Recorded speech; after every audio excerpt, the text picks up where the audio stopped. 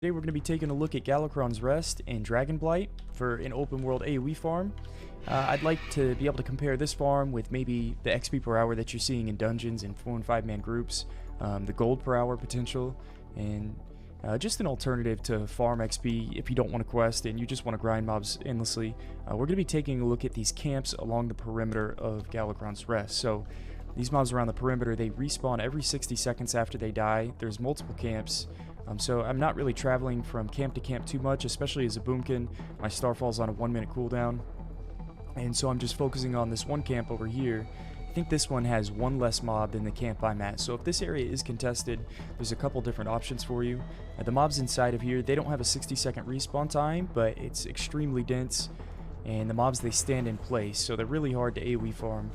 But if you don't want to quest, if you can't find a group to dungeon farm, this is going to be a possibility. And so the XP per hour that I'm getting is about 380,000 XP per hour, so that'll be about 4 to 5 hours a level here.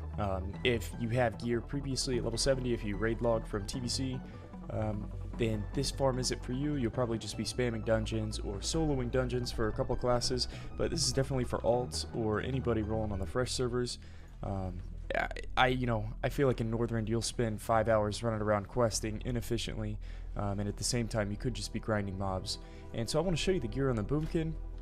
My spell damage is only like 826. I know I am a couple levels higher, but I've got all cloth gear, just stacking spell and crit. It's really nothing special on the Boomkin.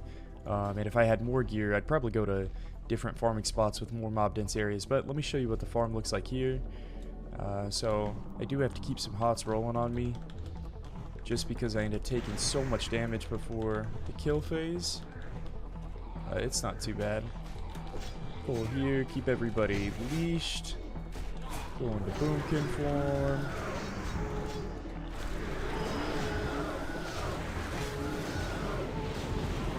And watch it rain.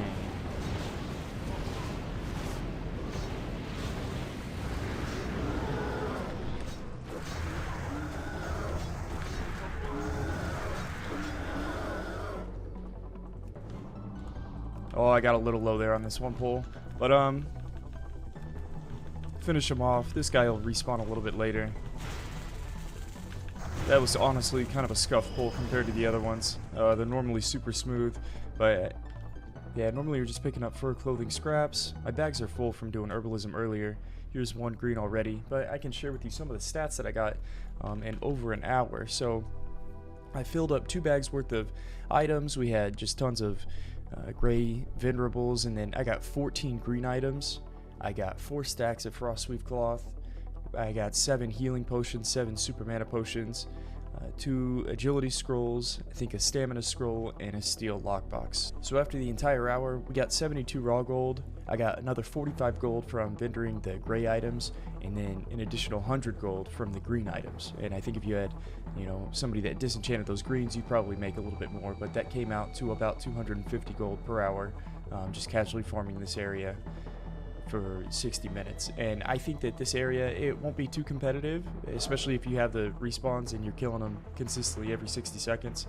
This is just an alternative if you don't want to quest and can't find a dungeon group. And I'm doing this on a Boomkin, which doesn't have very much gear, hardly at all. And so if you want to see another farm, I think there's a lot of farms like this in Northrend.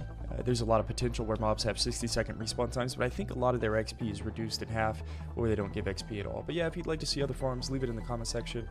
Check me out on twitch.tv/gracefordays, and we will be doing more beta and Wrath content.